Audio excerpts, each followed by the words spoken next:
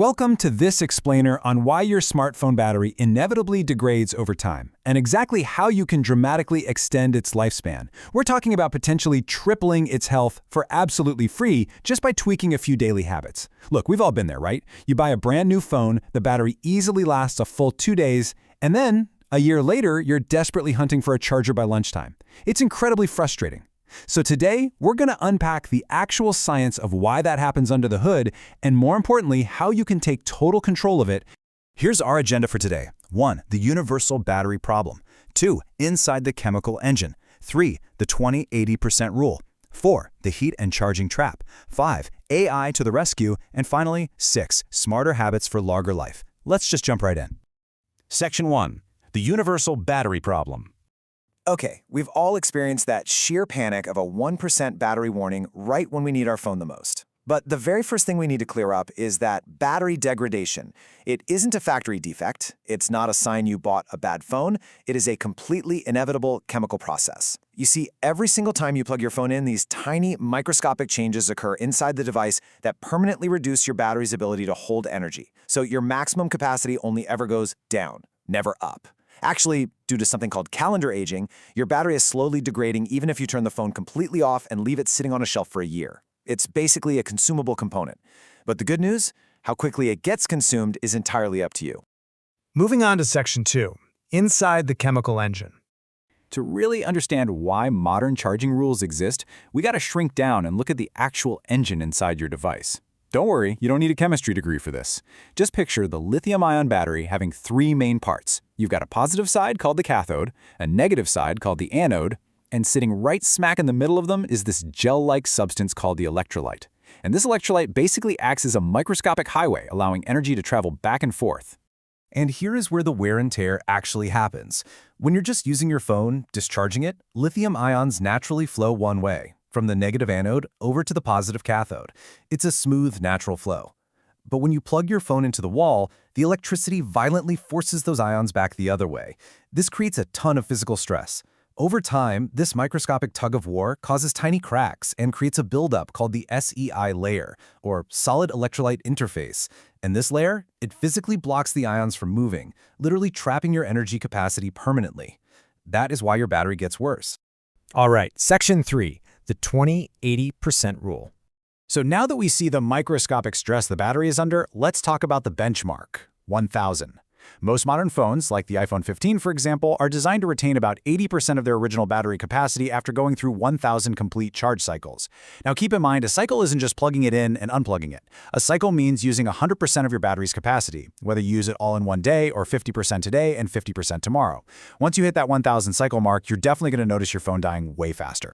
So it all comes down to how you spend those cycles. Extreme states are just terrible for lithium-ion batteries. Draining your phone all the way down to 0 or charging it a full 100% and letting it sit there creates massive overvoltage stress on the internal chemistry. But on the flip side, keeping your battery in that sweet spot between 20 and 80% drastically reduces that chemical tension. Basically, shallow, frequent charges are vastly healthier for your phone than letting it die completely and then maxing it all the way back out to 100. Section 4. The heat and charging trap. Voltage stress isn't the only bad guy here. Heat is absolutely the silent killer of your phone's battery health. I love this quote from the source material. Think of your battery like a dry sponge. At first, it soaks up water quite easily, but past 80%, you're just spilling water everywhere and making a mess. This perfectly illustrates why fast charging past 80% is dangerous. The battery struggles to absorb the energy, internal resistance spikes, and all that unabsorbed energy has to go somewhere, so it manifests as heat. And that heat literally cooks your battery's chemistry, speeding up that permanent SEI layer buildup we talked about. Because of this, managing temperature is completely vital. The ideal operating zone for your device is right around room temperature, between 62 and 72 degrees Fahrenheit. Exposing your phone to anything over 95 degrees, you're risking permanent chemical damage, so leaving it on the dashboard of a hot car is honestly one of the absolute worst things you can do. Oh, and conversely, if your phone does overheat, please do not put it in the refrigerator. I know people do this, but the rapid temperature shift will cause condensation and fry the internals with water damage. Just turn it off and let it chill out in the shade. Section 5. AI to the rescue. Now, you might be thinking, okay, keeping my phone between 20 and 80% sounds totally impossible because I plug it in when I go to sleep. Well, you're not alone. It used to be that leaving a phone plugged in overnight meant the battery would sit there bouncing between 99 and 100% for 8 hours straight, sustaining maximum trickle charge damage. But modern AI features are stepping in to act as your digital superhero. They intelligently manage that charge overnight so you don't have to wake up at 3 a.m. to unplug a cord. Here is exactly how these on-device machine learning algorithms work. When you plug your phone in at night, step 1, it rapidly charges to 80% and then it completely hits the brakes. It pauses. Step 2, the AI actually looks at your sleep habits and your morning alarm time. Let's say it knows you wake up at 7 a.m. every day. Step 3, it holds that stress-free 80% charge all night long and then trickles in the final 20% just minutes before your alarm goes off. So you wake up to a full battery, but your phone was only at maximum stress for a few minutes instead of half the night. And pretty much no matter what ecosystem you're in, you can take advantage of this right now.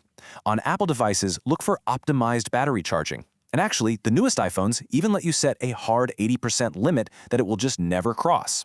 On a Google Pixel, you'll want to turn on adaptive charging. And on Samsung Galaxy devices, look for a toggle called Protect Battery, which smartly caps your charge at 85%. Enabling these built-in software features will massively slash the wear and tear on your device. Finally, Section 6. Smarter habits for longer life. Let's wrap this up with some rapid-fire, highly practical habits you can start using today. First, try to avoid wireless charging when you can.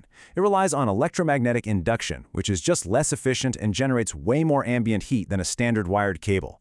Second, whatever you do, don't play heavy 3D games while your phone is plugged in. You're creating a tug-of-war where the charger pushes energy in, the game pulls it out, and the result is a massive heat spike. Third, if you rock a really thick, insulated phone case, just pop it off while charging to let the device breathe. And lastly, keep your software updated.